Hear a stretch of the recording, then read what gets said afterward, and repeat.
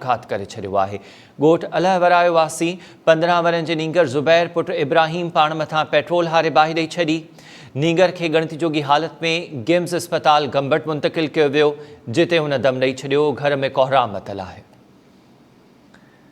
खानवाहण में वारसनि पारां मोटरसाइकिल वठी न ॾियण तां नींगर पाण मथां पेट्रोल हारे बाहि ॾेई आपघात करे छॾियो आहे। ॻोठ अलहवरायो वासी 15 वरनि जे नींगर ज़ुबैर पुट इब्राहिम पाण मथां पेट्रोल हारे बाहि ॾेई छॾी। नींगर खे ॻणती जोगी हालत में गिम्स अस्पताल गंबट मुंतक़िल कयो वियो, जिते नींगर फौत थी वियो आहे। संदसि घर में कोहराम मतल आहे। खानवाहण वेझो ॻोठ अलहवरायो में 15 वरनि जे नींगर ज़ुबैर पुट इब्राहिम पाण मथां पेट्रोल हारे बाहि ॾेई छॾी। नींगर वारसनि खां ज़िद कयो त खेसि मोटरसाइकिल वठी ॾिनी वञे। वारसनि तरफ़ां इनकार करण ते हुन दिल बर्दाश्त थी आपघात कयो आहे। तफ़सील मालूम कयूं था वकार हुसैन खां। वकार हुसैन, वधीक आगाह कजो।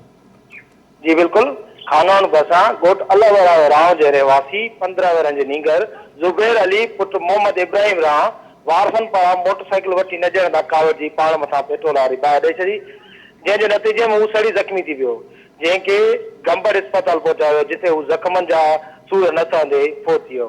जी वकार, महिरबानी तफ़सील